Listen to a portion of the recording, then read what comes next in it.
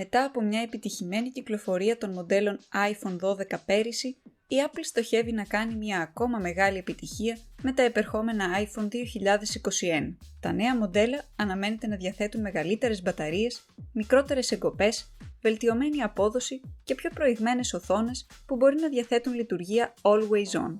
Η τελευταία έκδοση του εβδομαδιαίου ενημερωτικού δελτίου Power On περιγράφει τι μπορούν να αναμένουν οι πελάτες από τα φετινά iPhone. Τα νέα iPhone θα διαθέτουν μεγαλύτερες μπαταρίες για την τροφοδοσία οθονών με ρυθμό ανανέωσης 120 Hz και πιθανώς μια λειτουργία Always On εμπνευσμένη από το Apple Watch. Με τα πρόσφατα μοντέλα Apple Watch, η οθόνη μπορεί να παραμείνει αναμένη σε χαμηλότερη φωτεινότητα με μεταβλητό ρυθμό ανανέωσης. Αυτό επιτρέπει στους χρήστες να βλέπουν το ρολόι τους ανά πάσα στιγμή. Η Apple μπορεί να φέρει παρόμοια λειτουργικότητα και στα μοντέλα iPhone 2021, επιτρέποντας στους πελάτες να βλέπουν πιθανώς πληροφορίες όπως η ώρα, η ημερομηνία και οι ειδοποιήσεις τους ανά πάσα στιγμή στην οθόνη τους. Αυτό θα καταστεί εφικτό χάρη στις οθόνες LTPO, οι οποίες μπορούν να διατηρούν αποτελεσματικά την οθόνη σε χαμηλότερη φωτεινότητα ανά πάσα στιγμή, χωρίς σημαντική επίδραση στη διάρκεια ζωής της μπαταρίας. Οι οθόνες OLED LTPO που αναμένεται να συμπεριληφθούν στα μοντέλα iPhone 13 υψηλών προδιαγραφών,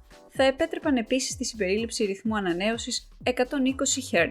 Η Apple φημολογείται εδώ και πολύ καιρό ότι θα φέρει την τεχνολογία ProMotion 120 Hz στα iPhone της. Φαίνεται τώρα να είναι έτοιμη να τη συμπεριλάβει στα μοντέλα υψηλών προδιαγραφών του iPhone 13.